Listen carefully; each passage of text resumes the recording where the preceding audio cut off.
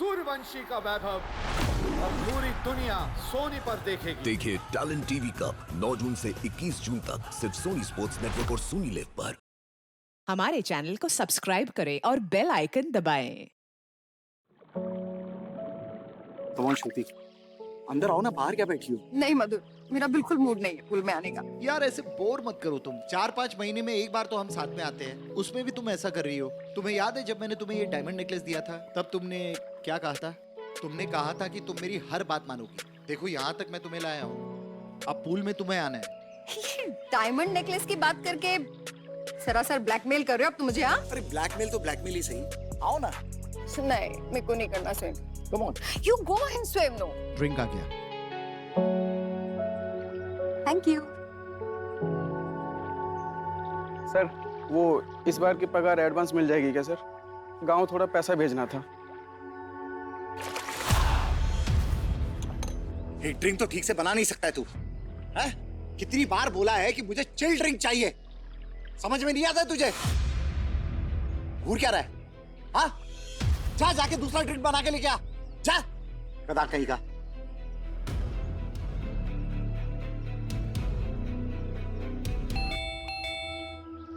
एक हफ्ते के लिए मैं फार्म हाउस आता हूँ और उसमें भी ये बाहर वाले भीख मांगने आ जाते हैं। रुको मैं जाकर देखता हूँ। नहीं नहीं, रुको रुको रुको, मैं देखती हूँ। You enjoy.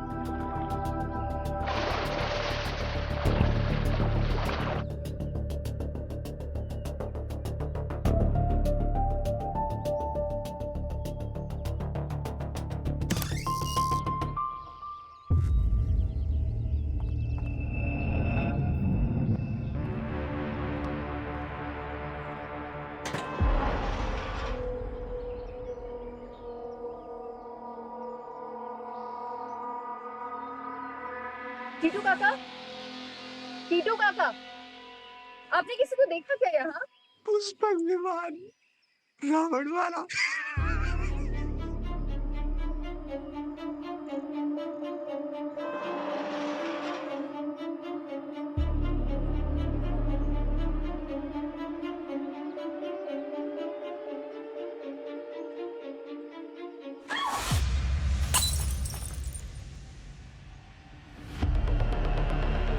मधुर! मधुर!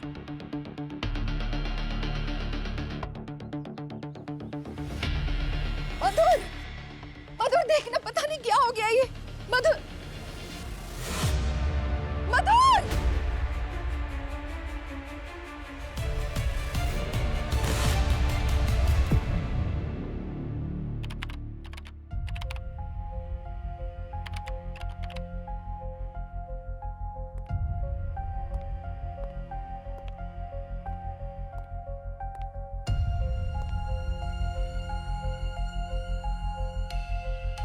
क्या हुआ? कुछ चाहिए क्या दया? हाँ, माफी।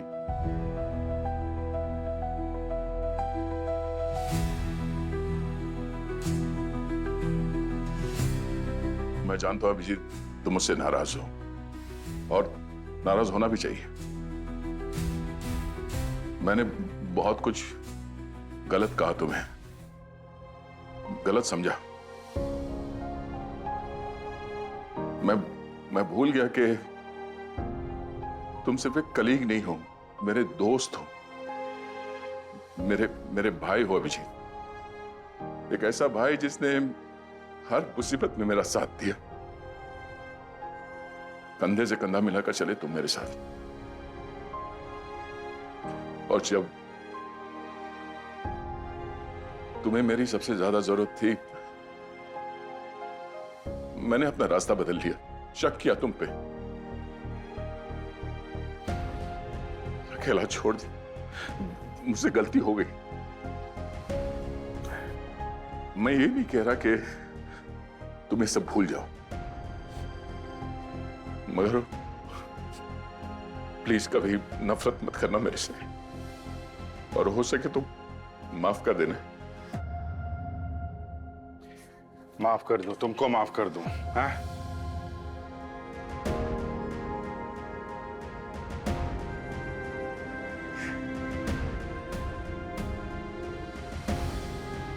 भाई बोलता है और माफी की बातें कर रहा है यार, हैं?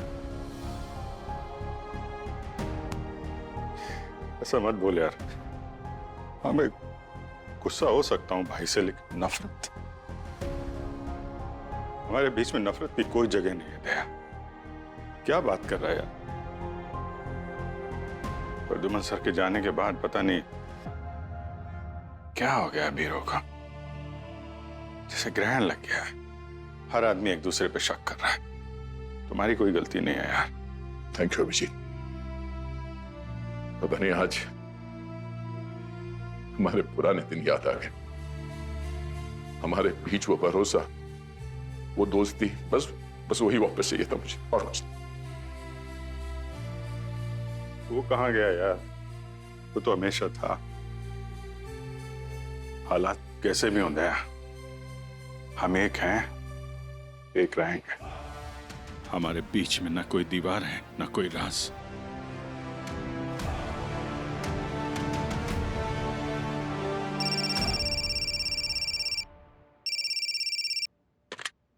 हेलो,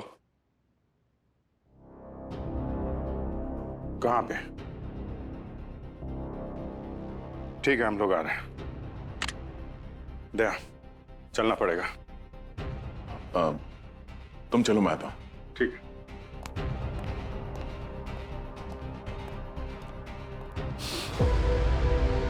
हमारे बीच में न कोई दीवार है, न कोई राज।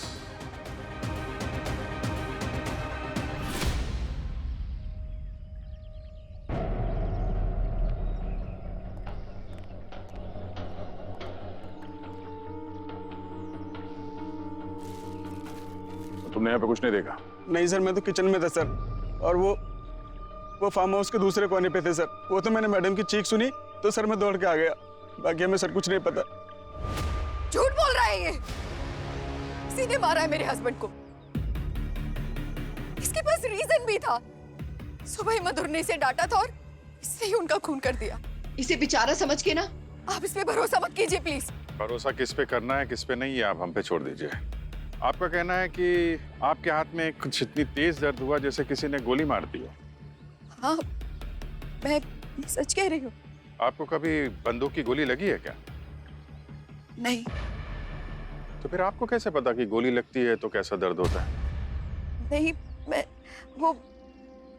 मैंने सुना है कि जब गोली लगती है तो बहुत तेज दर्द होता है। बस इसीलिए कह रही हूँ। लेकिन ये इम्पोर्टेंट नहीं है। जरूरी ये है कि उनका मर्डर हुआ है। मैं सच कह रही हूँ। अच्छा, हाथ दिखाइए।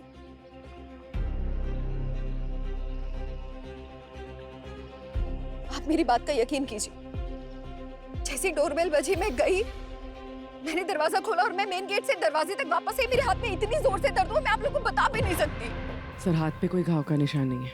तो आपके हाथ में दर्द हुआ और उसके बाद अब वहां से पूल पे आई, तो यहाँ आपके पति पूल पे डूबे हुए थे। डूबे नहीं थे वो डूब ही नहीं सकते। उनका मर्डर हुआ है।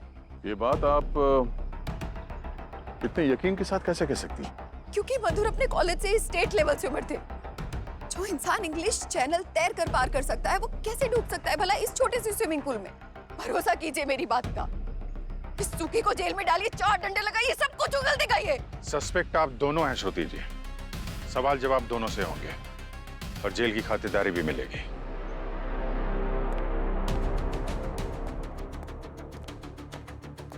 ये मधुर के बारे में क्या पता चला पूर्वी?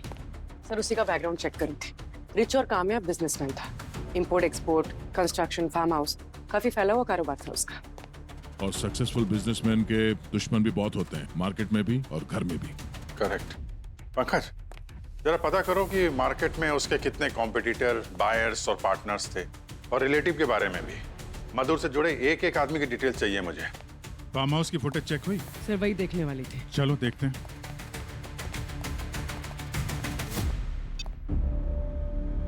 ये जरा मेन गेट के बाहर वाला जो फुटेज है वो दिखाना।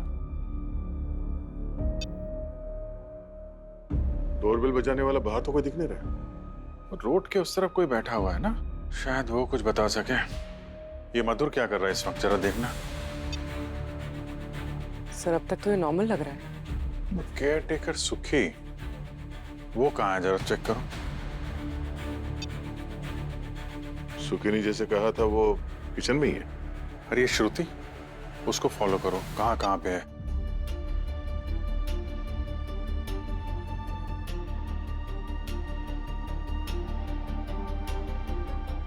अब इस वक्त मधुर क्या कर रहा है वो दिखाओ।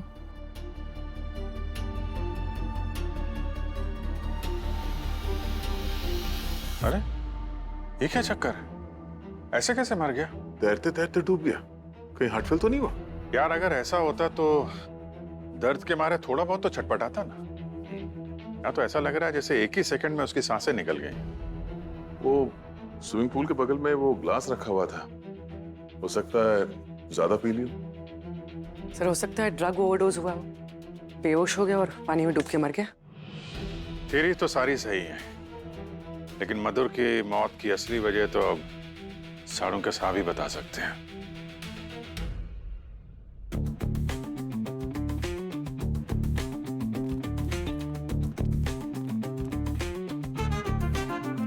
क्या हो गया सर? हमेशा की तरह कंफ्यूज लगे रहो। हमेशा? सॉरी, हमेशा मुंह से निकल गया, सॉरी सर। हमेशा मुंह बंद रखा करो। अरे मधुर डूबा कैसे, यही नहीं पता चल रहा। हार्ट अटैक के चांसेस? नहीं, कोई चांस नहीं। कोई ड्रग्स या शराब मिली बॉडी में? नहीं दया, किसी किस्म की कोई ड्रग नहीं, कोई शराब नहीं, कोई केमिकल नहीं, कोई ट्रेसेस नहीं है। इनफैक्ट इसकी पास हिस्ट्री चेक की, उसमें भी किसी किस्म की शराब और ड्रग्स के ट्रेसेस नहीं है। एक्चुअली एथलीट माइंडसेट का आदमी है ना, तो शराब से और ड्रग्स से तो दूर ही रहता होगा। सर सुसाइड भी तो हो सकता है। नहीं, बिल्कुल नहीं हो सकता है सुसाइड। देखो, कोई भी अच्छा तैराक अगर मरना चाहेगा तो कोई भी तरीका अपना लेगा, लेकिन डूब करके मरना पॉसिबल नहीं है, क्योंकि जब वो डूबने लगेगा तो उसका सर्वाइवल इंस्टिंक्ट उसे वापस से तैरने के लिए मजबूर कर देगा। अब ऐसे नहीं मरा, वैसे नहीं मरा, तो कैसे मरा? पता नहीं है कैसे मरा है, ये मैं आपसे अर्ज कर रहा हूँ। मुझे मालूम है कि कोई आदमी मरता है तो कोई न कोई रीजन होता है, लेकिन मुझे अभी तक पता नहीं पड़ा है, तो एविडेंस क्या पैदा कर दूं यार? सर रिलैक्स, क्या यार ये? Relax sir. अभिजीत यार, हमको फिर से फील्ड में जाके थोड़ी ज्यादा मेहनत करनी होगी। फील्ड में ही चलते हैं यार, यहाँ से तो निकलते हैं। पंकज, मधुर के कोई सगे संबंधी है ना सर? इनके बड़े भाई मोहन।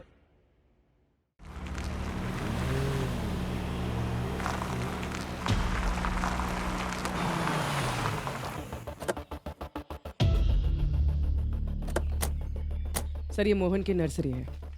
10 साल पहले मधुर और मोहन के फादर की डेथ हो गई थी और उसके बाद उन दोनों के बीच प्रॉपर्टी डिस्प्यूट चल रहा था। उसी के बाद मोहन ने नर्सरी ली। ये तो क्लियर है ना सर? अक्सर भाई लोग मिलके प्रॉपर्टी के चक्कर में खून कर देते। इन 10 साल के बाद? अरे भाई, ये मोहन कहाँ मिलेंगे? वो बैठे ना वहाँ, कुर्ता पहने हुए। Thank you. Mohan ji? Sorry, ये सेल के लिए नहीं। क्यों? It's a very very special in the world. Egyptian cactus बहुत जहरीला होता है।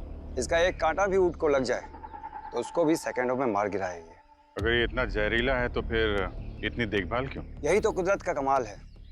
ये कैक्टस जान भी लेता है तो जान बचाता भी है। मेडिकल साइंस में इसका जहर दवाइयाँ बनाने के काम भी आता है। खैर बताइए, आप कौन सा प्लांट लेंगे? Indoor, outdoor? नहीं, हम यहाँ कुछ खरीदने नहीं आए। एक्चुअली हम लोग CID से हैं। हम यहाँ पे आपको एक इन्फॉर्मेशन देने आए थे। आपके भाई मधुर का मर्डर हो गया है। आखिरकार मार ही दिया उसे किसी ने। जैसी करनी वैसी भरनी। अपने कर्मों के फल से आज तक कोई नहीं बच पाया। क्या मतलब? लालची था वो बचपन से ही। पिताजी के जाने के बाद वो मुझसे जो भी मांगता था, बड़े भाई होने के नाते मैं उसको देता गया, वो भी बिना सवाल किए। और देने की इतनी आदत पड़ गई इनको कि इनके पिताजी के जाने के बाद मधुर ने जो मांगा, इन्होंने अपनी सारी प्रॉपर्टी, सारी बिजनेस उस अकेले के नाम कर दिया। रेखा शांत हो जाओ प्लीज।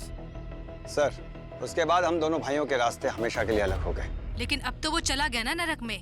अब हम अपनी हिस्सेदारी वापस लेकर रहेंगे, मैं बता रही हूँ। रेखा, आपकी वाइफ काफी नाराज लगती है मधुर से। नहीं, बस ऐसे ही गुस्से में। सर, मुझे मधुर के बिजनेस और उसकी प्रॉपर्टीज में कोई इंटरेस्ट नहीं है। हम दोनों जब से अलग हुए हैं मधुर सिर्फ एक ही बार मुझे यहाँ मिलने आया था। कब आया था? यही पिछले मंगलवार। भैया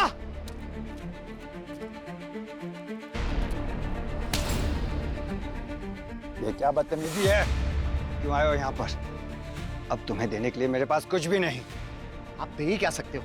ये फूल पत्तियां? ऐसी सैकड़ों नर्सरी मैं खरीद कर उनमें आग लगा सकता हूँ। फिर तुम्हें क्या चाहिए? ये संस्कारी चोला पहनकर शरीफ बनने का नाटक बंद करो आप। अगर कर यहाँ से चले जाओ, वरना। हाँ, ऐसे अगर धमकी देनी थी तो मुझे देते। सुबह 8 बजे मेरे घर पर फोन करके धमकी देने की क्या जरूरत थी? कौन सा फोन? मैंने कोई फोन नहीं किया। मैं तो अपने बाप से भी कभी नहीं डरा, लेकिन उस कॉल से श्रुति बहुत डर गई है। आइंदा अगर कभी ऐसी हरकत की ना तो इन्हीं फूल पत्तियों के नीचे गाड़ दूंगा।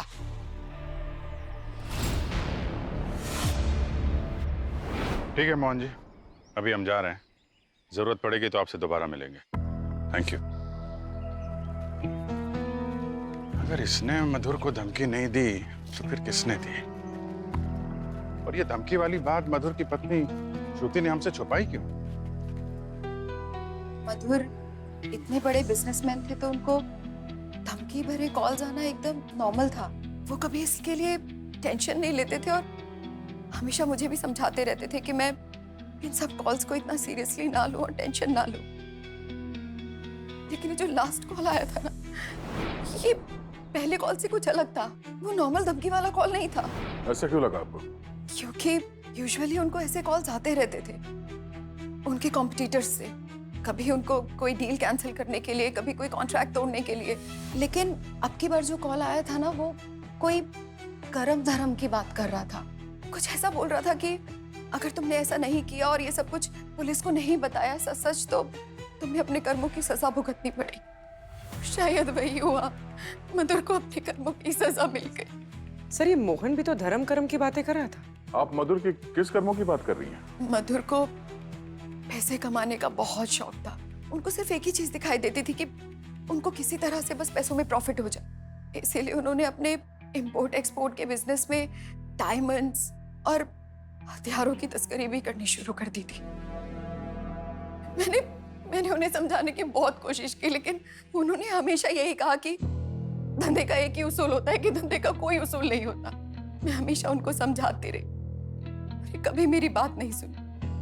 मैं उनको बहुत प्यार करती थी। मुझे तो बस अब हमेशा एक ही अफसोस रहेगा कि वो उस मनोज डोरबेल की वजह से अंतिम समय में उनके पास नहीं थी। सर, वो डोरबेल जरूर श्रुति को मधुर से दूर ले जाने के लिए बजाई होगी। पर इनका कहना है कि जब ये वहां डोर पे गई तो वहां पे इन्होंने किसी को नहीं देखा। अब बेल अपने आप तो बजी नहीं होगी, कोई ना कोई तो होगा वहां पे। सर, एक बूढ़ा आदमी दिखा था ना सीसीटीवी में।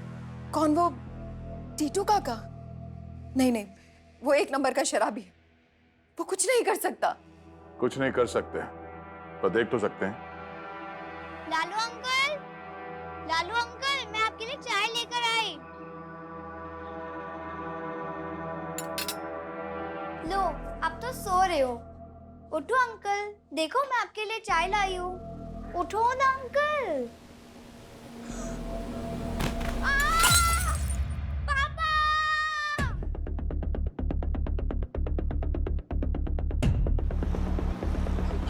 क्यों परेशान हो? अभी मैं करता हूँ। अरे इधर मुड़ना। अरे आए।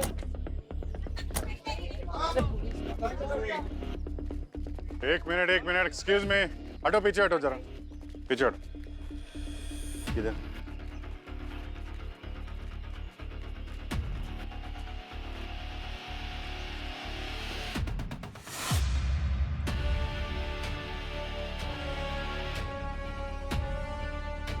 इसका यूरिन तो नहीं निकला है, मगर अमोनिया की बहुत गंदी स्मेल आ रही है। हो सकता है ये बदबू फ्रूट्स में से आ रही हो। नहीं, फ्रूट्स के तो नहीं है ये स्मेल। सर, ये जो अमोनिया की स्मेल आ रही है, ये मुंह और स्किन के रास्ते से रिलीज हुआ है और चेहरा भी पीला पड़ा हुआ है। ये पैरों में भी सूजन है। अक्सर जब किडनी काम करना बंद कर देती है ना, तब ये सब होता है, सूजन और बॉडी में वाटर रिटेंशन। बॉडी फूली हुई है,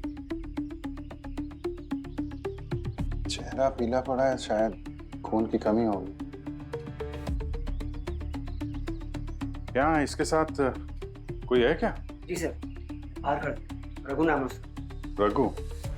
पंकज, बॉडी को फॉरेंसिक लैब भेजने का इंतजाम करो। ये रघु कौन है? जी साहब। तुम काम करते थे लालू के साथ? जी।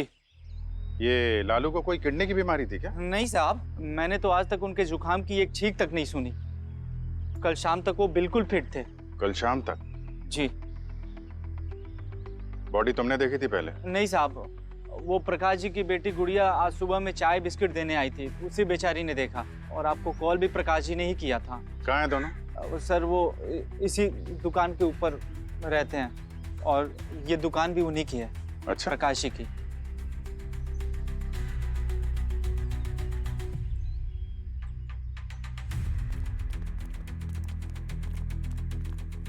Mister Prakash ji.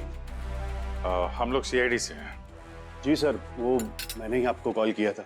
Actually sir, मैं आप लोगों का नीचे ज़्यादा देर इंतज़ार नहीं कर सका क्योंकि मेरी बेटी घर में अकेली होती है और उसके लिए खाना वगैरह मुझे ही बनाना होता है। क्या नाम है बेटा आपका? गुड़िया। अरे बड़ा प्यारा नाम है। प्रकाश जी, ये लालू की बॉडी को गुड़िया ने ही सबसे पहले देखा था ना? जी सर।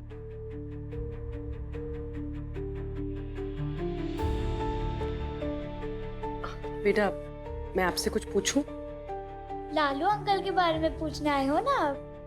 अरे वाह, आप तो बहुत स्मार्ट हो। अच्छा गुड़िया बेटा, ये बताओ, जब आपने लालू अंकल को देखा था तब वो दुकान में अकेले थे? हाँ, बस लालू अंकल ही थे। उनकी डेथ हो गई ना, आप टेंशन मत लो, वो भगवान जी के पास गए हैं। मेरी मम्मी भी वही रहती है। प्रकाश जी, लालू कैसा आदमी था? I mean, झगड़ालू था, सीधा साधा था, कैसा था? लालू तो बहुत अच्छा आदमी था। इनफैक्ट मेरी बेटी हमेशा सुबह उसके लिए चाय और बिस्किट लेकर जाती थी। मेरी बेटी से बहुत प्यार करता था वो। मेरी बेटी छोड़िए सर, आसपास सभी लोगों से बहुत अच्छे से बात करता था वो। किसी को कोई परेशानी नहीं थी। कितनी सीटी हो गई? 3। Thank you. वो एक्चुअली ना, मैंने आलू बॉईल करने रखे। आप लोग आलू का पराठा खाएंगे? हाँ? नहीं, थैंक यू। नहीं Prakash ji, thank you very much. जरूरत पड़ेगी तो हम दोबारा आपसे मिलेंगे। बाय गुड़िया। बाय।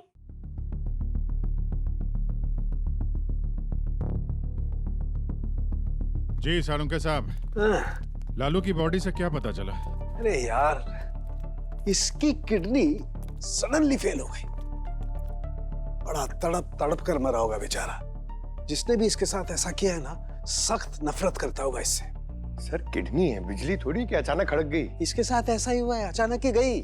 हाँ, वैसे इसकी ऑटोप्सी रिपोर्ट में ऐसे कोई सिम्टम्स नहीं मिले जिससे पता लगे कि इसे कोई किडनी की प्रॉब्लम थी।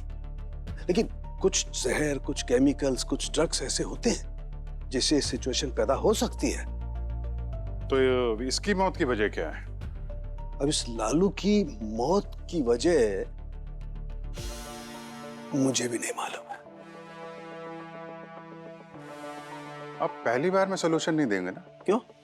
हमेशा की तरह एक पहेली सामने छोड़ देते हैं आप। अरे पहेली कौन छोड़ दी? कितना कुछ तो बता दिया इसके बारे में मैंने। हा? अच्छा, तुमको ये बात पता ही नहीं थी ना कि ये नेचुरल डेथ है या किसी ने मारा है? मुझसे ही पता लगा ना, तो फिर सारी चीज हम ही बताएंगे क्या यार? ठीक है, कुछ नहीं बता। अरे डॉक्टर साहब कहाँ जा रहे हैं? हम मानते हैं आप जीनियस है सर। आप नहीं नहीं, जीनियस नहीं है ये। मतलब सुपर जीनियस है sir. I agree sir, super है आप। अब आगे बताइए। आगे क्या? आगे ये सर कि ये लालू, हाँ, जिस जहर या केमिकल से मरा है, क्या इसके शरीर में कहीं ना कहीं वो मिल जाएगा? नहीं। क्यों? क्योंकि इसकी बॉडी वो पचा गई। अब और सुनो।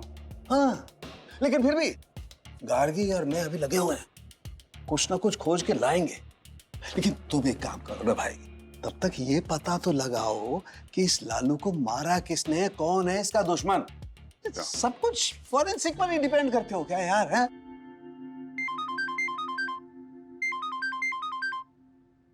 हेलो सर मैं रघु बोल रहा हूँ, जल्दी से लालू की दुकान पे आ जाइए, बहुत भीड़ जमा हो गई है। ओके।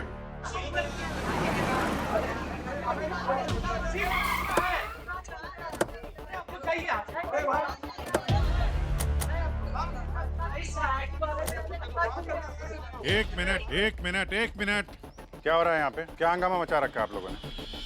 सर हमें फ्रूट्स चाहिए और ये रघु बेचने से मना कर रहा है। देखिए हमारी इन्वेस्टिगेशन चल रही है, जब तक वो पूरी नहीं हो जाती है दुकान नहीं खुलेगी। आप लोग कहीं और से फ्रूट्स ले लीजिए। सर इस एरिया में लालू की ही दुकान है। लालू गारंटी के साथ मीठे फ्रूट्स बेचता था और उसके फ्रूट्स हमेशा मीठे निकलते थे, इसलिए हम उसी से फ्रूट्स खरीदते थे हमेशा। और उसकी गारंटी हमेशा सही होती थी सर। आज तक एक भी आम अंगूर खट्टे नहीं निकले मेरे। आप प्लीज थोड़ी देर के लिए दुकान खुलवा दीजिए, हम सब बिल्कुल शोर नहीं मचाएंगे। देखिए आप लोग समझने की कोशिश करिए, ये मर्डर का क्राइम सीन है, दुकान नहीं खुल सकती। प्लीज आप लोग कहीं और से फ्रूट्स ले लीजिए, जाइए प्लीज। जाइए प्लीज। चलिए चलिए, आइए इस तरफ। एक्सक्यूज मी, चलिए। ये क्या चक्कर है?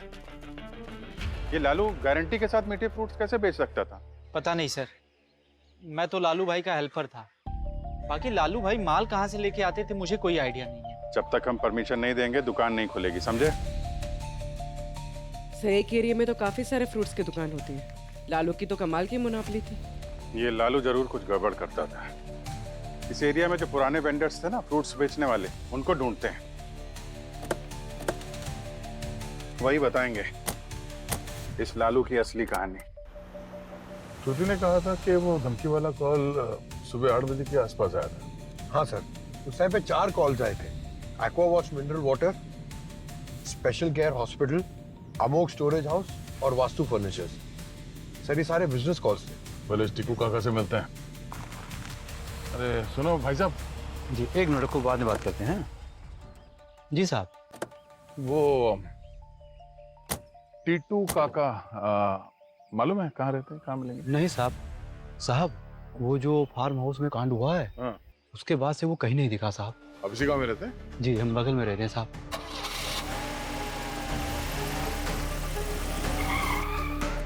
अरे भाई, अरे वो टीटू काका वो कहीं है क्या, दिखेगा आसपास? वो सिटी हॉस्पिटल में। City hospital. सिस्टर एक क्वार्टर का इंतजाम करा दो सिस्टर, बहुत दिल दर्द हो रहा है सिस्टर।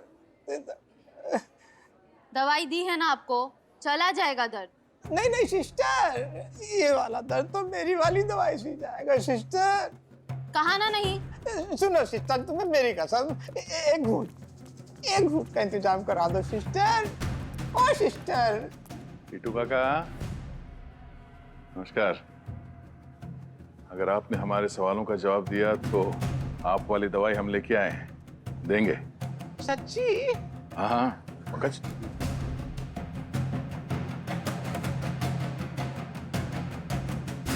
हाँ एक मिनट, सवाल पूछूं? पूछो। उस दिन आप फार्म हाउस के बाहर बैठ के ऊपर आसमान की तरफ देख रहे थे और मुस्कुरा रहे थे, क्या देखा था वहां ऊपर? पुष्पक विमान, रावण वाला। अच्छा, पुष्पक कैसा दिखता था पुष्पक विमान? धीरे मायावी शक्ति है वो, हर किसी को ये बात नहीं पता चलनी चाहिए। उसके 4 पंख थे, यहाँ से वहां से आकाश में उड़ा था, फिर धीरे से नीचे बैल बजाई, चला गया। मुझे लगता है साहब रावण पुष्पक विमान लेके फिर से किसी का किडनैप करने आया होगा। अच्छा, किस तरफ गया वो? वही जंगल की तरफ करके चला गया। लगता है ड्रोन था, ज्यादा रेंज नहीं होगा तो सामने जंगल में बैठ के वहां पे चुपके से ऑपरेट कर रहा था। ठीक है चलते हैं साहब। मेरा हाँ, अरे हाँ,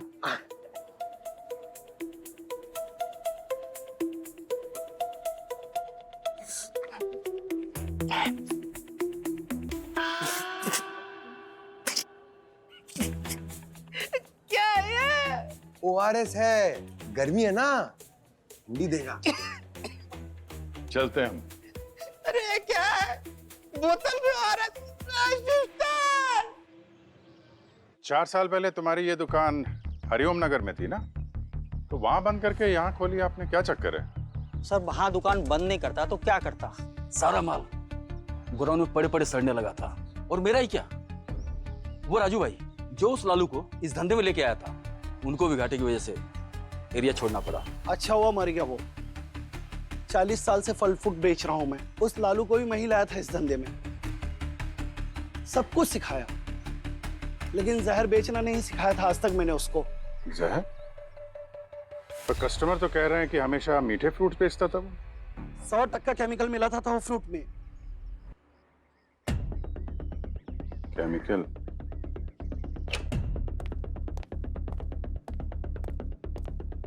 हाँ पूर्वी, मिला कुछ? हाँ सर, 3 केमिकल्स की लिस्ट मिली। सुक्रोमेट, मेटाक्लाइड और कार्बाइड ऑक्साइड। ये केमिकल्स फ्रूट्स को ज्यादा मीठा करने में यूज किए जाते हैं। लालू भी इनमें से कोई केमिकल यूज करता होगा। ये केमिकल्स तो हमारे लिए बहुत हार्मफुल होंगे ना? हाँ सर, कम मात्रा में ज्यादा फर्क नहीं पड़ता, पर अगर रोज हाई डोजेस में लिए जाए तो बाकी बीमारियों के साथ किडनी फेल कर देते हैं। ओह, क्या किसी ने लालू को इसलिए मार दिया कि वो ये केमिकल का यूज करके फ्रूट बेचता था? पॉसिबल है सर, क्योंकि गवर्नमेंट की तरफ से ये केमिकल्स तो काफी सालों से बैंड है। अब लालू मंगवाता होगा तो किसी इलीगल सोर्स से ही मंगवाता होगा।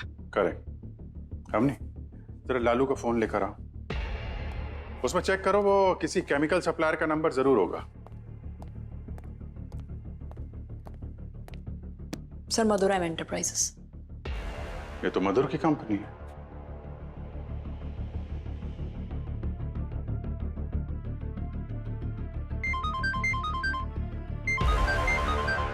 हाँ अभिजीत। हेलो दया। दया, ये मधुर का मर्डर और ये लालू का मर्डर दोनों आपस में कनेक्टेड है। ये लालू कोई केमिकल को यूज करके फ्रूट्स को मीठा करके बेचता था और वो केमिकल इसे मधुर सप्लाई करता था। इसीलिए उस खूनी ने मधुर को वो धमकी वाला कॉल किया और अपने आप को एक्सपोज करने के लिए कहा था। करेक्ट। वो चाहता था कि इस लालू के फ्रूट्स में जहर दिया जा रहा है लोगों को, है ना? सर 1 मिनट इधर आइए ना प्लीज। मैं कॉल करता हूँ तुमको। क्या सर, ये टायर मार्क्स लग रहे हैं ना? हाँ टायर मार्क्स तो हैं ये। हाँ ये देखो, इसका मतलब वो अपनी गाड़ी को यहाँ पे पार्क करके अपना पुष्पक विमान उड़ा रहा था। जरा देखो आसपास कुछ मिलता है क्या?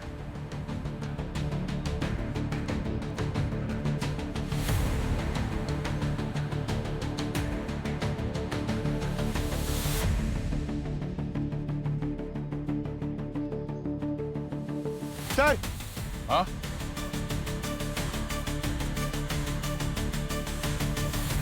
ये देख,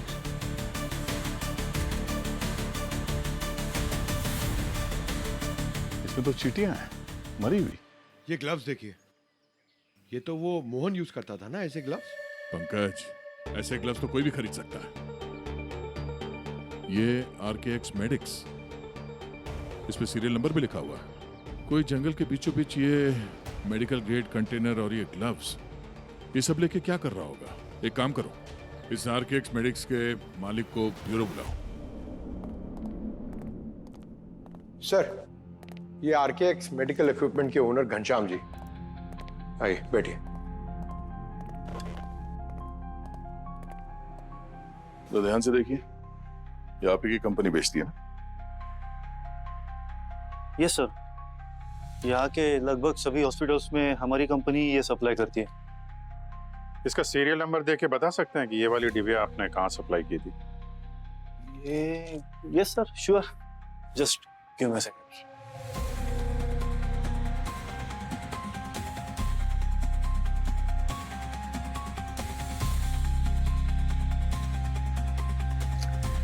हेलो, हाँ बंटी, मैं हेलो बंटी, आवाज आ रही है मेरी?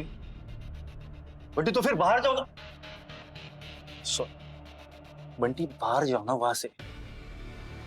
हाँ देखो, मैंने अभी तुम्हें एक फोटो भेजी है, उस डिब्बे पे जो सीरियल नंबर है उससे पता लगाना है कि ये हमने कहाँ कहाँ सप्लाई किया है। बट ये अर्जेंट है इसीलिए कॉल किया है ना, प्लीज जल्दी।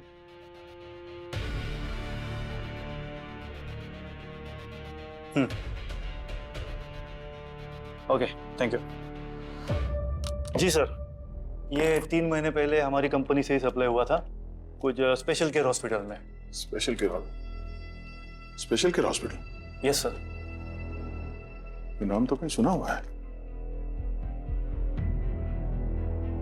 अरे हाँ, वो मधुर का जो कॉल लिस्ट है, जब हम वो धमकी वाला नंबर ट्रेस कर रहे थे, यही हॉस्पिटल है। ओके, तो इस हॉस्पिटल का खोने के साथ कोई ना कोई कनेक्शन है। जी सर, ये कंटेनर हमारे हॉस्पिटल का ही है, लेकिन ऐसी हजारों बोतल्स होती हैं हमारी हॉस्पिटल में। अब उससे आपके खूनी को कैसे ढूंढेंगे हम? कई बार तो पेशेंट घर भी लेकर जाते हैं दवा रखने के लिए। लेकिन उसने इस बॉटल को यूज करने के साथ साथ एक गलती और की है। आपके हॉस्पिटल के नंबर से ही उसने मरने वाले को धमकी भरा कॉल किया है, मंगलवार को सुबह 8 बजे। आप जरा सीसीटीवी फुटेज दिखाइए।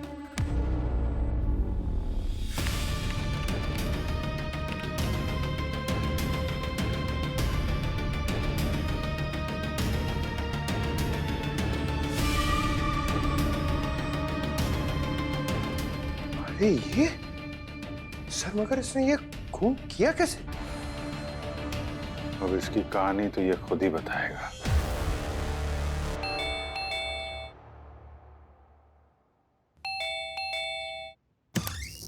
काश, आगे मत बढ़ना वरना ये चीटियां मैं तुम लोगों पे फेंक दूंगा। ओए, हम सीआईडी से हैं, हम बॉम्ब से नहीं डरते, तो ये चीटी हमारा क्या कर लेगी?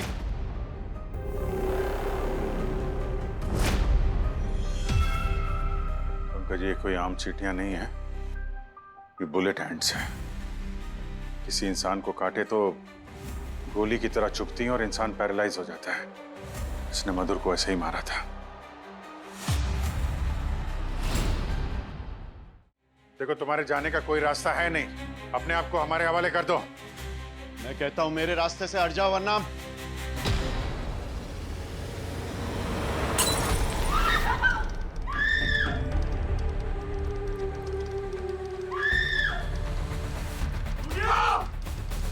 Sir sir sir, please please sir, मेरी बेटी को एंटीडोट देने दीजिए सर। सर, उसकी किडनियां कमजोर है सर, वो मर जाएगी sir. Please sir, please sir, please. लेकर आओ जल्दी। गुड़िया, सर, गुड़िया, गुड़िया,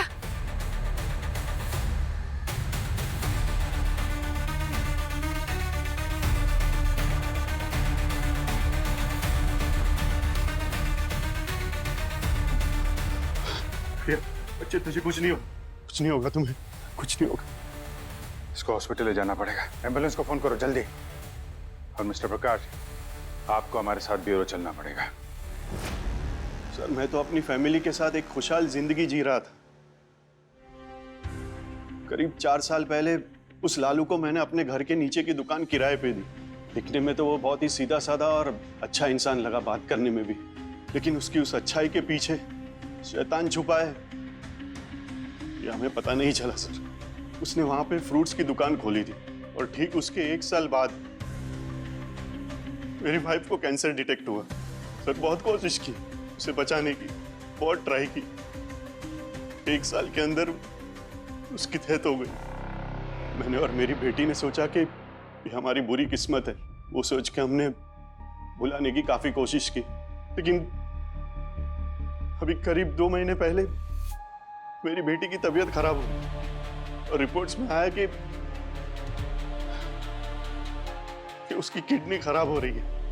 पता नहीं ऐसा क्या हो गया, उसी के साथ ऐसा क्यों हुआ, जबकि मैं उसकी इतनी केयर करता हूँ, उसका उतना ध्यान रखता हूँ, फिर भी उसके साथ ही क्यों। और सर, एक रात ना मुझे कुछ खटपट की आवाजें सुनाई दी। मैं नीचे गया और उस लालू की दुकान पे झांक कर देखा तो वो लालू अपने फ्रूट्स पे केमिकल छिड़क रहा था। उसने तो अपने चेहरे पे मास्क पहना था। वो केमिकल हर रात हमारी सांसों में घुलता रहा।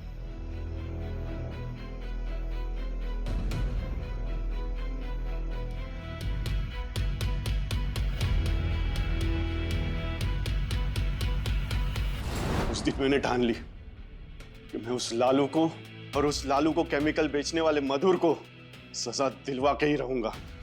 एक दिन मेरी बेटी की तबीयत खराब हो गई, मैं उसे हॉस्पिटल लेकर गया, पर मुझसे मेरी बेटी का दर्द देखा नहीं गया सर। और मैंने गुस्से में उस मधुर को धमकी भरा कॉल किया, तूने मेरा परिवार खत्म कर दिया है, अगर अब भी तूने अपने इनलीगल बिजनेस बंद नहीं किए ना और अपने आप को पुलिस के हवाले नहीं किया ना तो तुझे तेरे कर्म सजा देंगे। तुम पुलिस के पास भी तो जा सकते थे, मधुर के खिलाफ शिकायत कर सकते थे। हाँ सर, जा तो सकता था, लेकिन कोई फायदा नहीं होता सर, क्योंकि वो बहुत बड़ा आदमी था मधुर। वो एक ही दिन पे अपने पैसों के जोर पे जेल से बाहर आ जाता, इसलिए मैंने खुद उसे सजा देने का फैसला किया। मैं मधुर पे ट्रैक करने लगा और मुझे पता चला कि वो हर वीकेंड पे अपने फार्म हाउस अकेला जाता है। मैं पेशे से एक एंटोमोलॉजिस्ट हूँ, कीड़े मकोड़ों पर मैंने काफ़ी रिसर्च कर रखी है। मेरा प्लान फुल प्रूफ था सर। मैं मधुर पे बुलेट एंड्स का यूज़ करूँगा और उसे काटते ही वो स्विमिंग पूल में पैरालाइज्ड हो जाएगा और डूब कर मर जाएगा। और मरने के बाद बॉडी में बुलेट एंड्स के जहर का मिलना is next to impossible sir. किसी को पता भी नहीं चलता कि वो कैसे मरा। लेकिन उस दिन मैंने देखा कि मधुर वहाँ अकेला नहीं था, उसकी वाइफ भी वहाँ थी। इसलिए मैंने पहले ड्रोन की हेल्प से डोरबेल बजाई और जैसे ही मधुर की वाइफ डोर की तरफ गई, मैंने ड्रोन की हेल्प से बुलेट एंड्स मधुर पे छोड़ दी।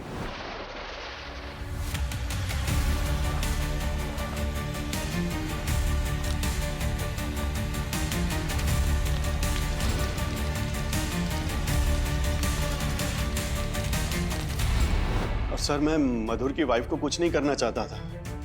मुझे लग रहा है कि शायद मैंने जब ड्रोन से डोरबेल बजाई तो कुछ बुलेट एंड्स वहां पे गिर गई होगी और वही एंड्स ने उसे काट लिया होगा शायद। लालू को कैसे मारा?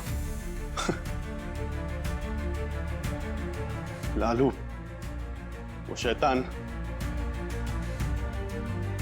उसको मेरी बेटी की बीमारी और उसकी वजह पता थी, फिर भी उसने कभी हमसे आके माफी नहीं मांगी और ना ही अपना वो केमिकल का धंधा बंद किया। उस लालू ने मेरी गुड़िया बेटी को जितना दर्द पहुंचाया ना, मैंने सोचा मैं भी उससे उतना ही दर्द पहुंचाऊंगा।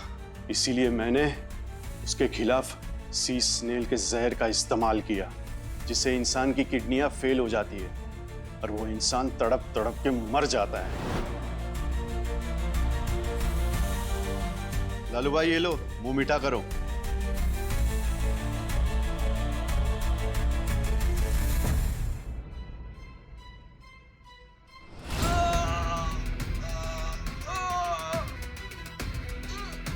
उस रात उस लालू की चीखें सुन के मुझे बहुत सुकून मिला सर। उसे अपने किए की सजा मिल रही थी। ये सब तुमने किया अपनी बेटी गुड़िया को न्याय दिलाने के लिए, लेकिन अनजाने में तुम ही उसको सबसे बड़ी सजा दे बैठे। अपनी माँ को तो वो पहले खो चुकी है, अब उसे तुम्हारे बिना अपनी सारी जिंदगी काटनी पड़ेगी। पूर्वी, गुड़िया के लिए कोई अच्छा सा फॉस्टर होम ढूंढो। हम कोशिश करेंगे कि गुड़िया की जल्द से जल्द किडनी ट्रांसप्लांट हो जाए। बाप के किए की सजा बेटी को नहीं मिलनी चाहिए।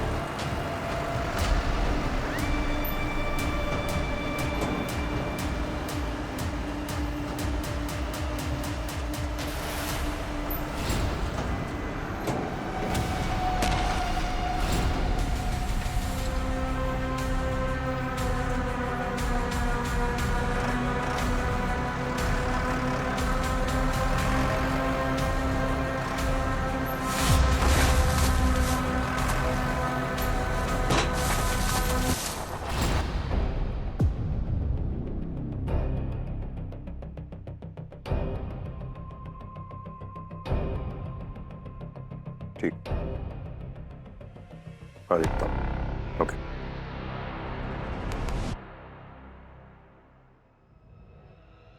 किससे बात कर रहा? हाँ? ये फोन पीछे क्यों छुपा लिया तुमने? क्या बात है? फोन दिखाओ। नहीं सर। पंकज फोन दिखाओ, मैंने कहा फोन दिखाओ।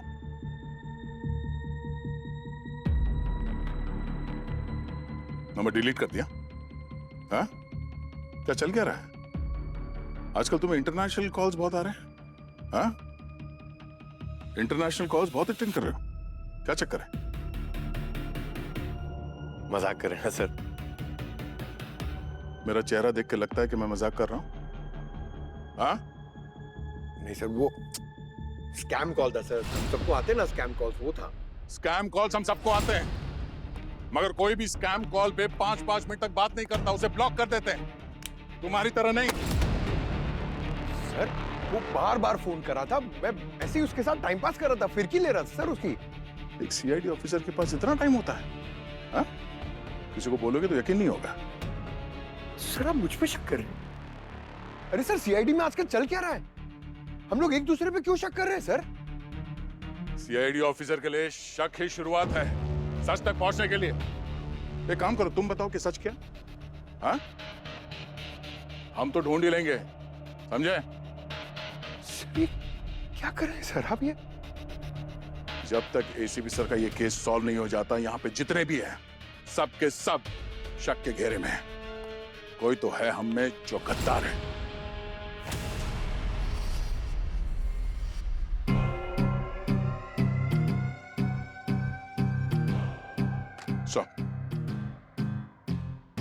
इस केस को साइड पे रखिए, नया केस है।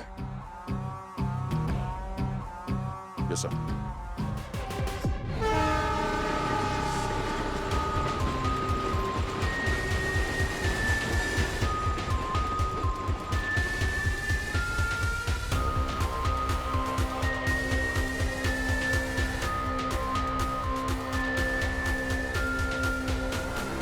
जी सर, कंकाल ने कुछ बताया आपको?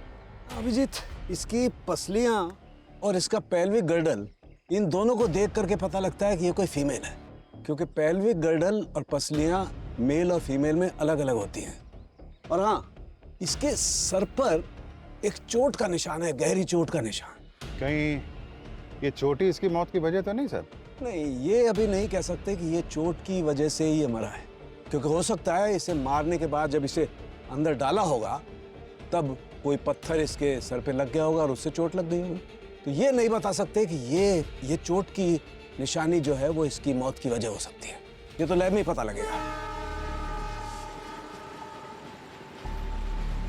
सर, ये रहे रोड रिपेयर के कॉन्ट्रैक्ट पेपर सर, और कॉन्ट्रैक्टर का नाम है सुकेश। सारे परमिशंस हैं सर इसके पास। सर कल ही इसने काम शुरू किया इंटरनेट केबलिंग के लिए, और जैसे ही डिगिंग चालू की ये स्केलेटन मिला। सचिन, इस कॉन्ट्रैक्टर की पूरी डिटेल निकालो। सर कुछ पता चल सकता है कब से पड़ा है यहाँ पे? दया, इसके सॉफ्ट टिश्यूज और कार्टिलेज तो एकदम खत्म हो गए, तो मुझे लगता है इसे यहाँ पड़े हुए लगभग 1 साल से तो ऊपर हो गया है। पिछले 1 साल से यहाँ पर दफन है, किसी को पता तक नहीं चला। इस बीच में कोई सिविल काम हुआ ही नहीं क्या यहाँ पे? हमने आसपास के लोगों से बातचीत की है, पता चला है कि 1 साल पहले ड्रेनेज के काम की वजह से इसी रोड पर खुदाई हुई थी। कृतिका, पता करो कि किस वक्त ये रोड का काम शुरू हुआ था और ये रोड कितने दिनों तक खुली रही। एग्जैक्ट डेट पता करो। शायद उसी समय इस मुर्दे को यहाँ पे डंप किया गया होगा। और सचिन, जरा मिसिंग पर्सन रिपोर्ट चेक करो, देखो उस वक्त कितने लोग गायब हुए थे। क्या पता ये लाश उनमें से किसी की हो। आइडेंटिफिकेशन में हेल्प होगी। You right sir. डॉक्टर साहब, बता सकते हैं इसकी एज क्या होगी? अरे यार दया, पहले इसको लैब तक जाने दो यार, सब पता चल जाएगा। इसकी मौत का कारण, इसकी उम्र, ये क्यों मरी है, क्या बात है, सब पता लग जाएगा। मुझे तो बाहर निकालो भाई।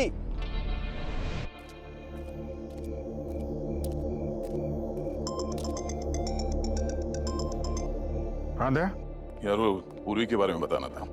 उसके खिलाफ इंटरनल इन्वेस्टिगेशन शुरू की थी, उसकी पूरी डिटेल मैं पता कर रहा हूँ। दरअसल बरबोजा ने मेल के जरिए सबसे पहले पूर्वी को ही कांटेक्ट किया था, पर पूर्वी ने हम में से किसी को नहीं बताया। खैर, हिस्ट्री तो सबकी निकालनी ही पड़ेगी। मैं करता हूँ तुम्हें फोन बाद में। Okay sir. हाँ सर, आसपास के लोगों ने सही डिटेल्स दी थी। 1 साल पहले इसी महीने इसी रोड की डिगिंग शुरू हुई थी। मैंने डिगिंग की डिटेल्स सचिन सर के साथ शेयर कर दी है। कृतिका, एक काम करो, पिछले साल ये कॉन्ट्रैक्ट यहाँ पे किसको मिला था जरा पता करो। जी सर। और कॉन्ट्रैक्टर और वहाँ पे काम करने वाले मजदूरों से पूछताछ करो। ऐसा कैसे हो सकता है कि तब किसी को यहाँ पे ये लाश होने का पता ही नहीं चला? Yes sir. सर, हाँ सर, ये कृतिका की बताई हुई डेट के हिसाब से उसके 1 हफ्ते पहले की सारी मिसिंग रिपोर्ट चेक की है मैंने। ये रही 12 औरतों की मिसिंग रिपोर्ट सर। इसमें से 8 औरतें वापस आ गई हैं और 3 अभी भी मिसिंग हैं और एक केस क्लोज हो गया। हाँ डॉक्टर साहब। बोन डेंसिटी और कोलेजन से पता लगता है कि विक्टिम यंग थी। क्या एज होगी इसकी? बोन इंफ्रारेड से कंफर्म हो गया है कि विक्टिम की उम्र 27-28 साल। मिसिंग वुमन की लिस्ट में इस एज से कोई है? सर, सारे मिसिंग्स में से एक की उम्र है 45 साल, एक की 15, लेकिन सुरुचि है उसकी उम्र 28 साल की है सर। और उसकी माँ ने मिसिंग कंप्लेन लिखाई थी और डोमेस्टिक वायलेंस की भी कंप्लेन लिखाई थी और उसके पति का नाम है परम। सर, लेकिन परम को तो पहले ही सजा हो चुकी है। 6 महीने पहले ही वो जेल जा चुका है। लेकिन सर, इंटरेस्टिंग बात ये है कि सुरुचि का अभी तक कुछ पता नहीं चला है। वो जिंदा या मर गई कुछ कह नहीं सकते। तो कहीं ये कंकाल सुरुचि का तो नहीं है?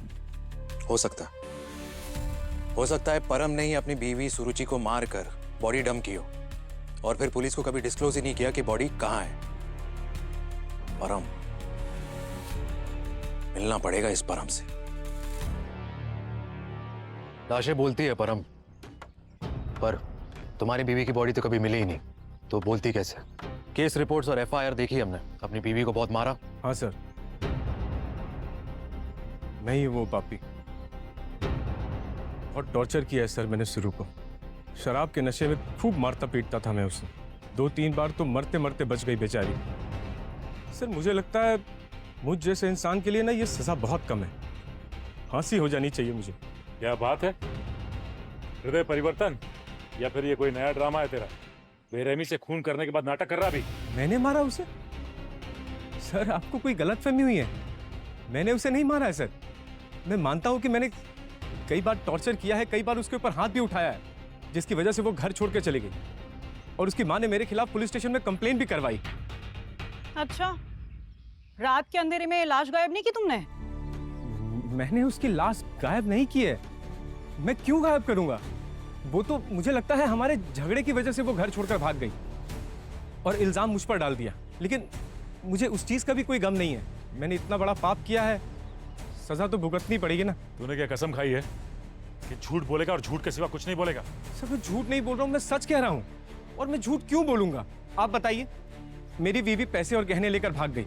उसकी माँ ने पुलिस स्टेशन में कंप्लेन करवाई और आप लोग मुझे पकड़ के यहाँ ले आए। न मेरी बीवी मिल रही है, न पैसे और न गहने। और डोमेस्टिक वायलेंस के केस में तो मुझे अंदर आना ही था। तो मैं क्यों किसी की जान लूंगा सर? आप बताइए। तुम्हारी बीवी की लाश हमें सड़क के 2 गज नीचे से मिली है और वो चीख चीख के कह रही है कि उस पर कितने अत्याचार हुए हैं और कितनी चोटें लगी हैं उसकी हड्डियों को। और इन सब की रिपोर्ट है हमारे पास। उसकी माँ ने जो मिसिंग कंप्लेन की थी ना, वो डेट और जिस दिन मर्डर हुआ वो डेट आपस में बहुत हद तक मैच करती हैं, समझे? लाश तो तुमने गाड़ी थी जमीन में, क्यों? नहीं सर, मैंने ऐसा कुछ नहीं किया। मुझे तो लगा वो गहने लेकर किसी और लड़के के साथ भाग गई और वो उसके साथ खुश होगी। किसने मारा उसे? तो फिर कौन मारेगा उसे? देख, सच सच बता, नहीं तो। सर, भगवान की कसम खा के कहता हूँ, अपने माँ बाप की कसम खाकर कहता हूँ सर, मैंने नहीं मारा उसे। मैंने नहीं मारा। कोर्ट अगर मुझे फांसी पर भी चढ़ा देगा तब भी मैं यही कहूंगा सर कि मैंने उसे नहीं मारा है। आपसे एक विनती करता हूँ सर, मेरे सीने से तो ये बोझ उतर गया, लेकिन जिस कमीने ने उसे मारा है उसे प्लीज पकड़ लीजिए सर, प्लीज।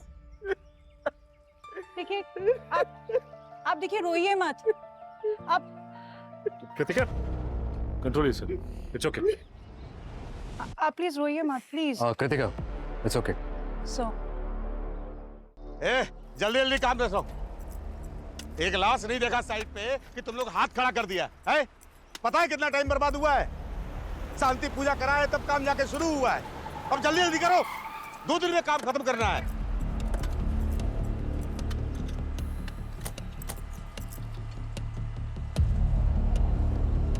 इसे कहीं देखा है?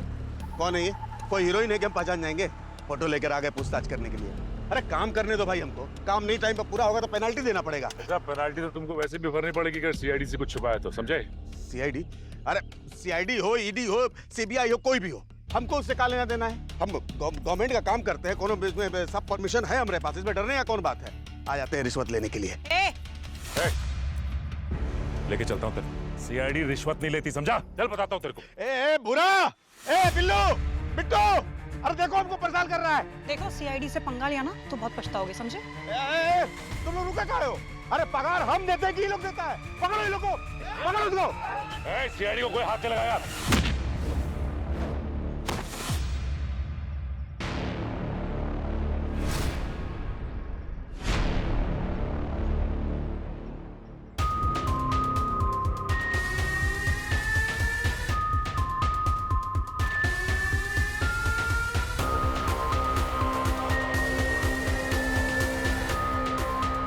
हालात कैसे भी होते हैं, हम एक हैं, एक रहेंगे।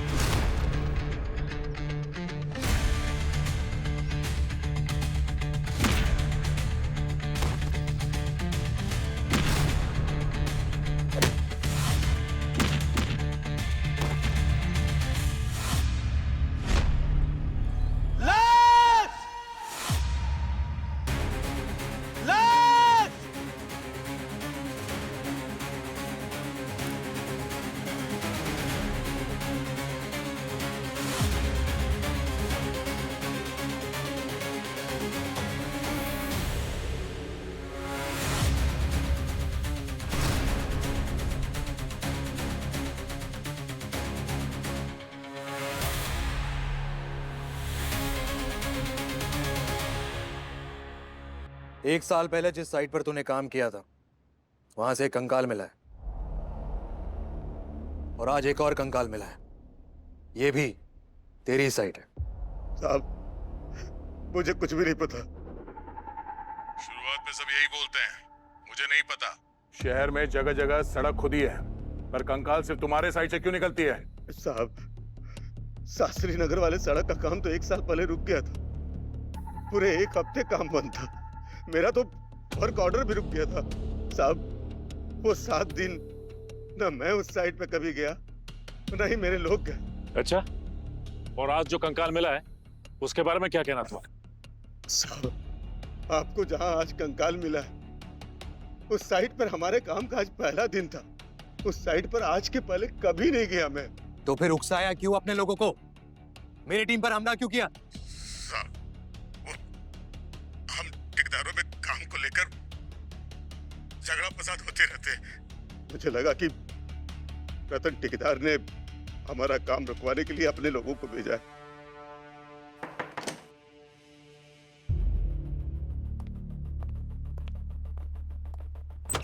सब पता चला है कि रतन के लोग सागर का कॉन्ट्रैक्ट बंद करवा के खुद काम ले लेते थे और ये रतन के लोगों ने ही 4 महीने पहले गांधीनगर की रोड पे काम किया है। तो अगर एक बार को इसकी बात सच मान लें तो हो सकता है इन लोगों ने वो लाश को वहां पे गाड़ दिया हो सकता। इस रतन की मुझे सारी इंफॉर्मेशन चाहिए। yes, और पता करो उस दौरान रतन या रतन के लोग वहां काम कर रहे थे या नहीं। sure, sir. और हाँ, वो फोरेंसिक्स में दूसरे स्केलेटन का क्या हुआ? कोई इंफॉर्मेशन?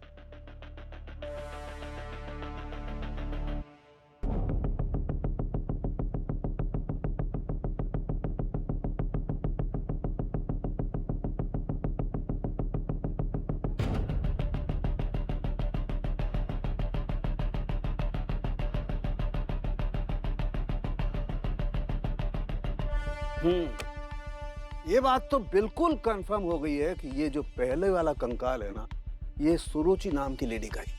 हमने इसका डीएनए इसकी मदर के डीएनए के साथ मैच करके कंफर्म किया है। और ये दूसरा?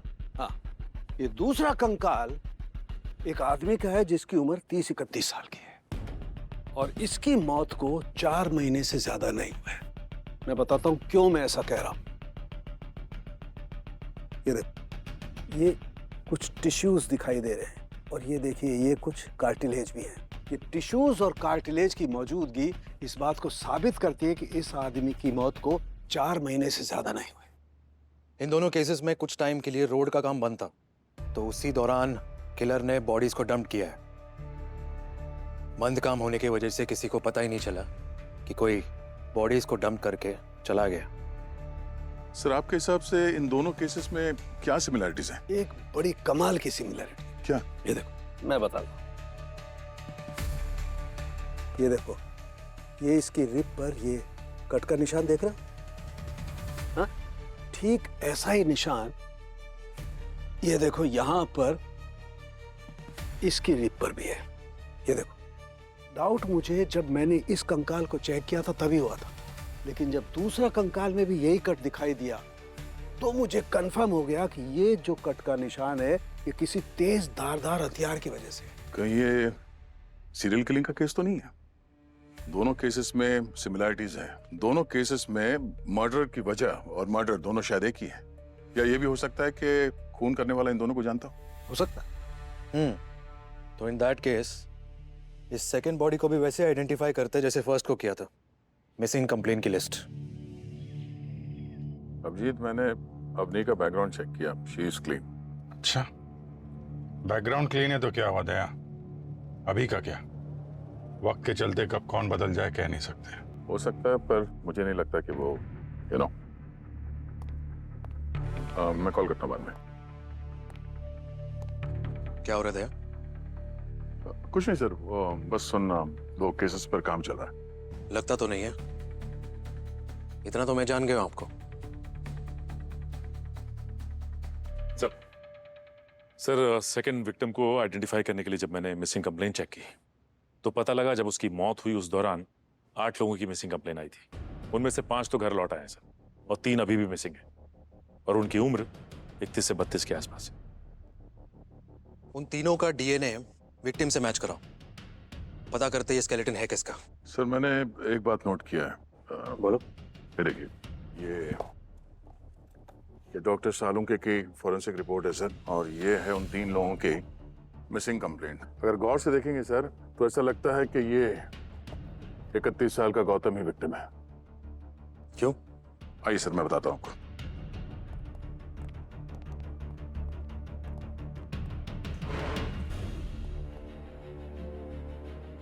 ये देखिए सर, ये है डॉक्टर सालुंके की रिपोर्ट जिसमें स्कल की साइज लिखी हुई है, और ये है गौतम की फोटो। कंपेयर करिए सर, ये स्कल देखिए और ये विक्टिम की फोटो देखिए।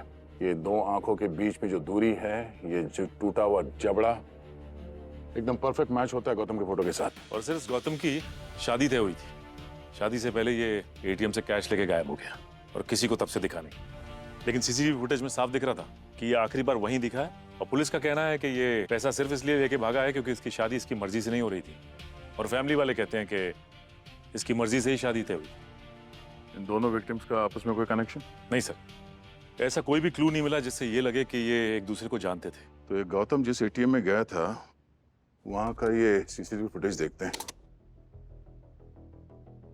हो सकता है इस गौतम को लूट लिया हो और उसके बाद उसे मार दिया हो सकता है सुरुचि के साथ भी ऐसे कुछ हुआ हो। ये गौतम के उंगली पे जो रिंग है, ऐसा लगता है एंगेजमेंट रिंग है। उस स्केलेटन के ऊपर हमें कोई रिंग नहीं मिली सर। ये चोरी का ही केस लगता है। Maybe you're right. Quite a possibility. Sir, मैंने दोनों कॉन्ट्रैक्टर्स के रिकॉर्ड्स चेक किए और मजदूरों के भी। कोई क्रिमिनल रिकॉर्ड नहीं मिला, और उनके एलिबाइज, उनके फ्रेंड्स और फैमिली, उन पर हम विश्वास नहीं कर सकते। सर, मर्डर के जो पैटर्न्स है उससे लगता है कि ये कॉन्ट्रैक्टर और मजदूर इन्वॉल्व नहीं होंगे।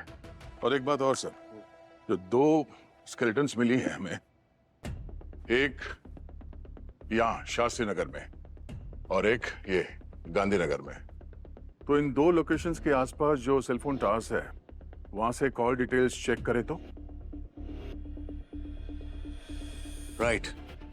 इन दोनों लोकेशंस के आसपास सेलफोन टावर्स तो होंगे ही, और बॉडीज किस दिन गाड़े गए थे उनके टेंटेटिव डेट्स तो है हमारे पास।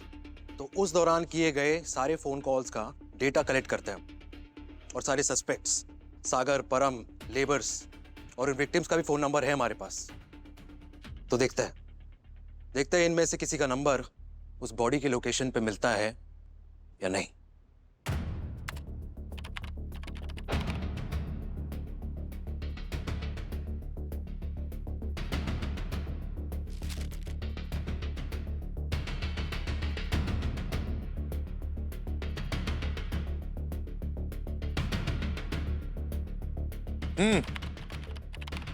फोन डेटा से कुछ पता चला? सर किसी भी मजदूर और किसी भी कॉन्ट्रैक्टर का सेलफोन तो डेटा से मैच नहीं कर रहा है। मगर सर एक नंबर मिला है जो दोनों बॉडीज के लास्ट लोकेशन के पास था और 3 दिन तक लगातार उसी लोकेशन पे ट्रैक हुआ है। सुपर। किसका है? सर एक ऑटो रिक्शा ड्राइवर है, उमेश नाम है उसका। उमेश।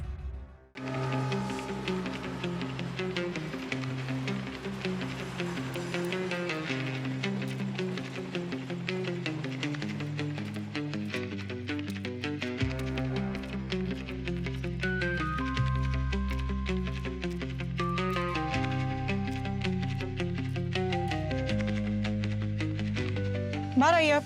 कौन है आप? एक मिनट मैडम, इधर आइए, इधर आइए। उमेश को जानती हैं क्या आप? लेकिन आप हैं कौन? आप ये बताओ कि क्या रिश्ता है आपका उमेश के साथ? मैं उनकी घरवाली हूँ, पर हुआ क्या है? देखिए सवाल आप नहीं, हम आपसे पूछेंगे। हम सीआईडी से। सीआईडी? पर हुआ क्या है? ये अंगूठी कहाँ से मिली आपको? ये लेकर आए थे साहब, बोले नकली है, 200 रुपए की है। झूठ बोला उसने आपको। ये नकली नहीं, असली है। और जिसके उंगली से ये अंगूठी उतारी है उमेश ने, उसकी लाश मिली है हमें। अब बताओ उमेश कहाँ है? साहब वो तो नौकरी पर गए हैं, मुझे नहीं पता इसके बारे में कुछ भी।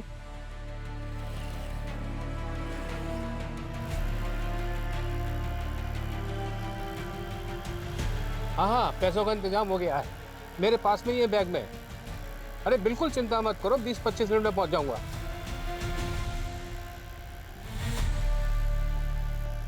अरे तो रुको, मैं अभी बात करता हूँ।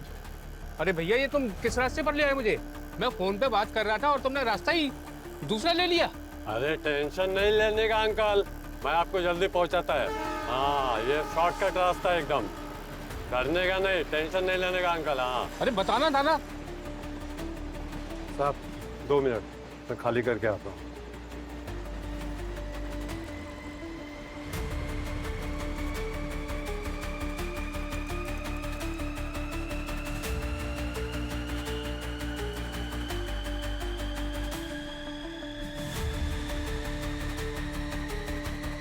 अरे ऑटो वाले भाई,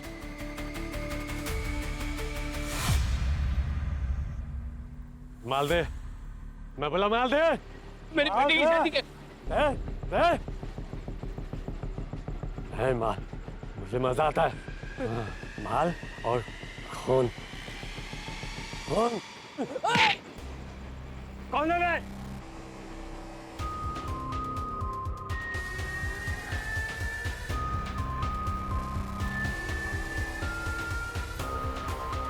तेरा बाप।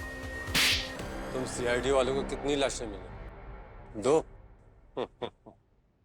बस मैंने 2 नहीं 4 लोगों को ऊपर पहुंचाया है। क्या दुश्मनी थी उन लोगों से? कोई दुश्मनी नहीं थी, किसी का किसी से कोई लेना देना नहीं था, बस मुझे माल चाहिए था। और साहब जब मैंने पहली बार एक खून किया ना तो मुझे बहुत मजा आया, माल भी मिलता था और मजा भी आता था। दूसरों के पैसे और जिंदगी छीन के, हाँ? क्या साहब, आपको भी मजा आता है ना मुझ जैसे मासूम को मार के? मासूम? और तू? सुरुचि को कैसे ट्रैक किया तूने? पहले से पीछे लगा हुआ था उसके? नहीं साहब, कौन सुरुचि मुझे नहीं मालूम। स्टेशन पर मेरे गाड़ी में आके बैठ गए। बहुत घबराई हुई थी, फटी पुरानी बैग थी और कस के जकड़ के रखी थी। मुझे पता चल गया बैग में बहुत माल है। और फिर क्या,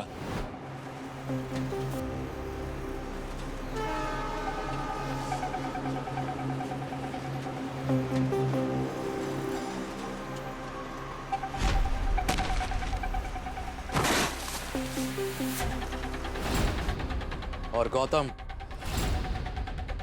वो मेरे ऑटो में बैठ के पैसा गिन रहा था। तो फिर क्या साहब, मैंने और बाकी के 2 लोगों को कहाँ गाड़ा? अरे क्या साहब, शहर में जगह की कमी है क्या? जगह जगह खड्डा खोदा हुआ है, बस वहीं पे जाके गाड़ दिया। मेरे को मालूम नहीं साहब, मैं भूल गया कहाँ पे गाड़ा है, लेकिन मजा बहुत आता था साहब। मजा बहुत आता है ना तुझे? तुझे और मजा आएगा जब तू फांसी के फंदे पर झूलेगा। चलो आजा, आजा आजा।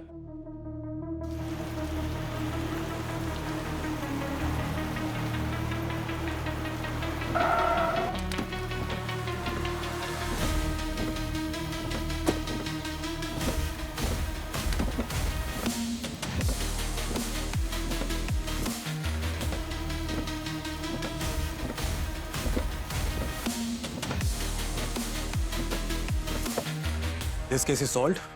Proud of you. आप घर जा सकते हैं, आराम कीजिए। नहीं सर, आराम तो मैं नहीं कर सकता जब तक ये एसीपी सर का केस सॉल्व नहीं हो जाता और जब तक ये नहीं पता चलता कि हमारे सीआईडी टीम में गद्दार कौन है। चैन की नींद तो नहीं सो सकता सर मैं। अगर आपने डिसाइड कर ही लिया है तो ऑल द बेस्ट। और अगर मेरी जरूरत है, I am just a phone call away. Thanks.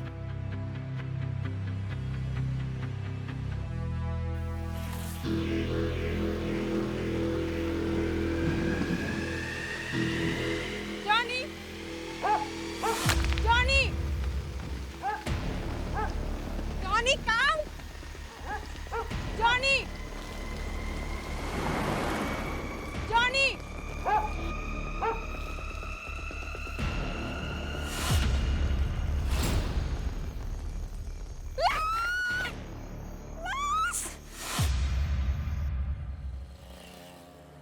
मैं हर सुबह मॉर्निंग वॉक के लिए निकलती हूँ, मेरे साथ जॉनी होता है। जॉनी कभी कभी इधर उधर भागता है, वो भागकर सीधा यहाँ आया, मैं उसके पीछे यहाँ आई और फिर मैंने ये देखा। उस आदमी को देख पाई आप?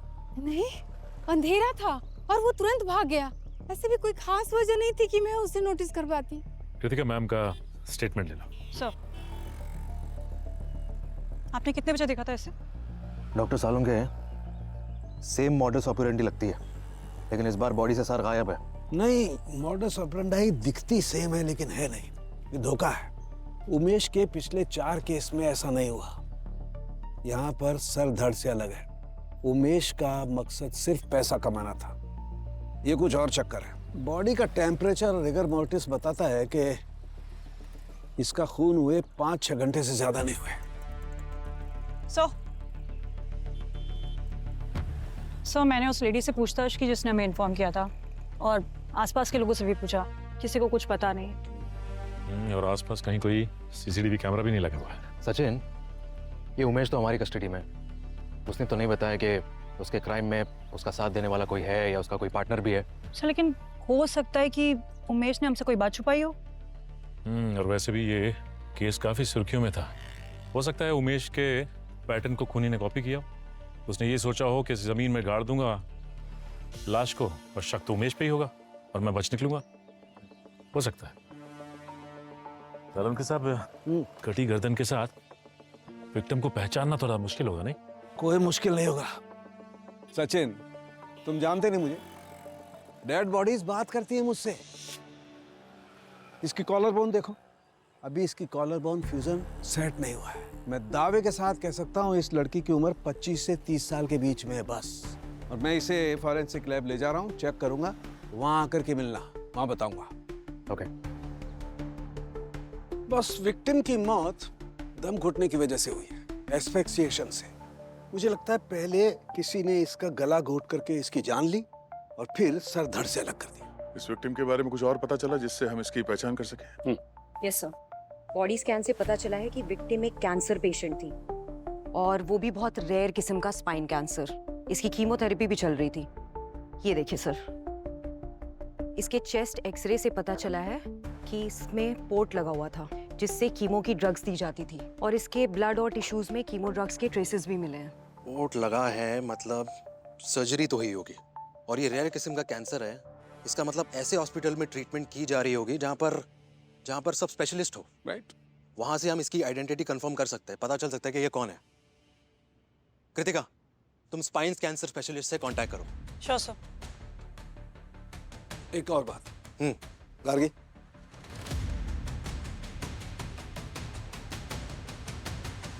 ये देखिए, ये ह्यूमन फ्लैश का टुकड़ा हमें इस विक्टिम के पेट में से मिला है।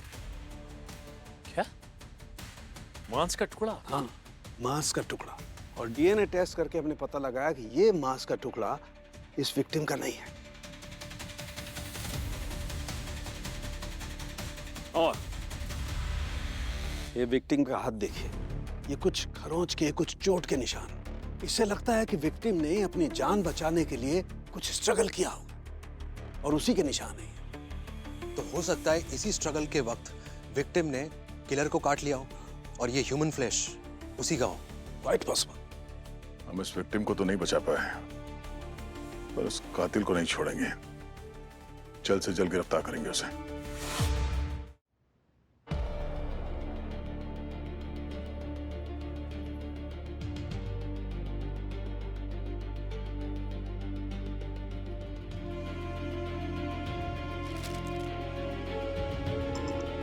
हेलो सर, विक्टिम को आइडेंटिफाई कर लिया गया है। जी हाँ sir, I met the surgeon and oncologist. Sir, victim का नाम है गीत, एज 29 ईयर्स।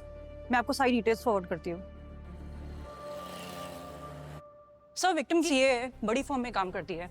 उसके पेरेंट्स दिल्ली में रहते। मैंने उसके फ्रेंड्स, फैमिली, कलीग सबसे बात की। सर, स्ट्रेंज बात यह है कि उसकी इस बीमारी के बारे में कभी किसी को कुछ पता ही नहीं। हॉस्पिटल वालों ने भी कहा कि कभी उससे कोई मिलने नहीं आया। ये उसका फ्लैट सर। अजीब बात तो है, इतनी बड़ी बीमारी होते हुए भी उसने किसी से कुछ बताया क्यों नहीं?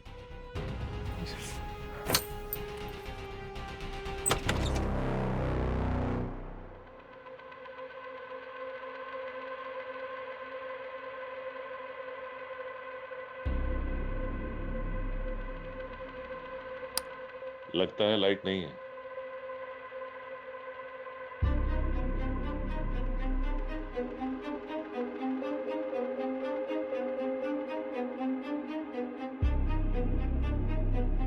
इस जगह को देख के तो ऐसा नहीं लग रहा कि यहाँ पे कोई हाथापाई हुई या कोई स्ट्रगल हुआ है। सब कुछ नॉर्मल लग रहा है। Yes sir. लेकिन फिर भी इस जगह को अच्छी तरह से छान मारते हैं। देखते हैं शायद कोई ऐसा क्लू मिल जाए, कोई हथियार, कोई डॉक्यूमेंट्स, कुछ भी जो हमें खूनी तक पहुंचा दे। Yes sir.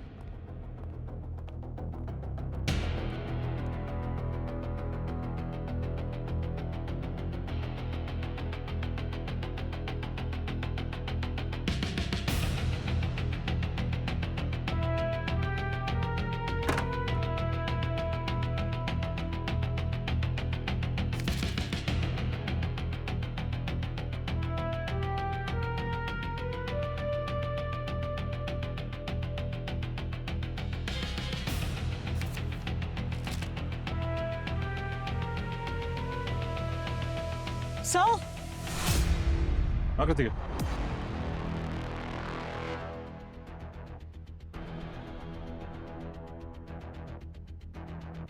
सर, ये देखिए गीत की डायरी। इसमें उसके सारी कीमो की डिटेल्स है। और सर, उसने हर बार लिखा है कि वो किसी से सिंपैथी गेन नहीं करना चाहती, किसी को दुख नहीं पहुंचाना चाहती। और ये देखो गीत के मेडिकल बिल्स। वो सर्जरी 7 लाख का बिल, कीमो का 1.8 और ये रेडिएशन का एस्टिमेट लगा है 5 लाख। सैलरी से ये सब कैसे मैनेज करती होगी वो? सर, सीए है, इंश्योरेंस तो होगा ही। नहीं, ये देखो कंपनी ने उसका इंश्योरेंस रिजेक्ट कर दिया था। इंश्योरेंस नहीं यूज कर पाई वो। सर, क्या ऐसा हो सकता है कि गीत ने किसी गलत आदमी से पैसे लिए होंगे और उसी ने उसका खून किया है। बिल्कुल हो सकता है। एक काम करो कृतिका, यस सर। इसके अकाउंट डिटेल्स निकालो और साथ ही साथ कॉल डिटेल्स भी चेक करो। देखो कोई नंबर सस्पिशियस है क्या। अभिजीत, अवनी के बारे में ये पता ही नहीं था कि उसने बहुत बार अपना मोबाइल नंबर चेंज किया है। अच्छा, और कितने लोग शक के दायरे में रहेंगे दे? मैं कॉल करता हूं तुमको। क्या हो सर, सब कुछ ठीक तो है? हाँ ठीक है। क्या पता चला गीत के घर से? सर गीत की फाइनेंशियल रिपोर्ट चेक की हमने, उसके ऊपर काफी कर्ज था, लेकिन कोई भी शक के दायरे में नहीं है। दोस्त से, कलीग से, सबसे पैसे लिए थे उसने। सर उसकी कॉल डिटेल्स चेक की। जिस रात उसकी मौत हुई उसने 8 बार एक नंबर पे कॉल किया था, लेकिन उसने फोन नहीं उठाया। नंबर किसका है? उसके बॉस हरीश का। हरीश? मिस्टर हरीश, कल रात आप कहाँ थे? मैं घर पे था, अकेला, एक वीडियो कॉन्फ्रेंस अटेंड कर रहा था।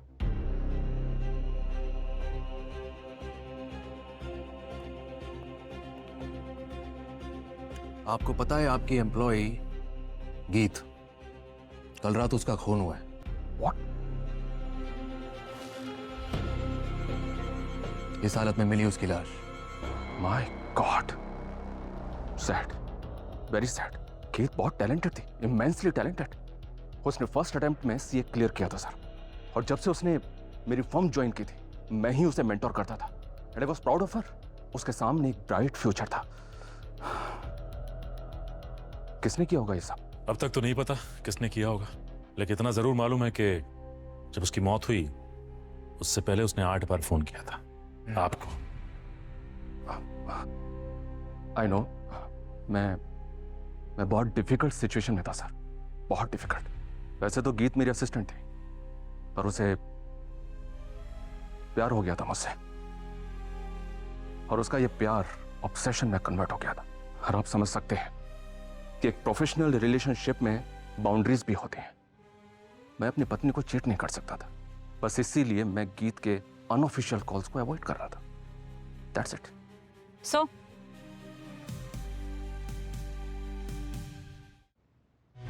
ऑफिस टीम से पता चला ये उस वक्त कौन कॉल पर थे? क्या लगता है सचिन? तो सब कुछ इतना नीट एंड क्लीन है कि इसकी क्लीननेस पे मुझे शक होने लगा है। एग्जैक्टली, पर प्रूफ?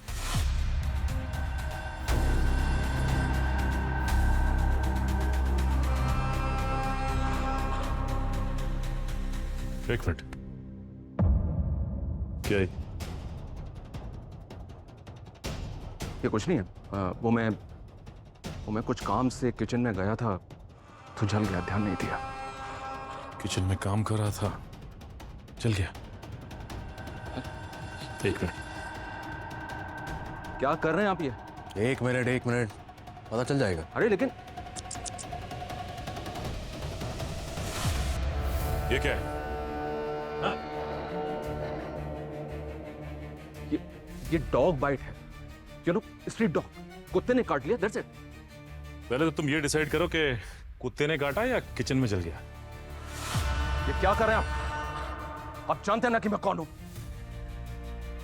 मैं अभी अपने लॉयर को कॉल करता हूं और सीआईडी के खिलाफ। मिस्टर हरीश, आपके अगेंस्ट हमारे पास काफी स्ट्रॉन्ग एविडेंस है। आपका ये जो जख्म है, इसका फ्लैश पता है हमें कहां मिला है? ईद के पेट में से, और उसका डीएनए मैच करवाएंगे हम। इससे ज्यादा और स्ट्रॉन्ग सबूत चाहिए आपको? इससे बेहतर यही है कि जल्द से जल्द सब कुछ बोल दीजिए। मैंने कहा ना, मैंने कुछ नहीं किया। आप लोग समझते क्यों नहीं?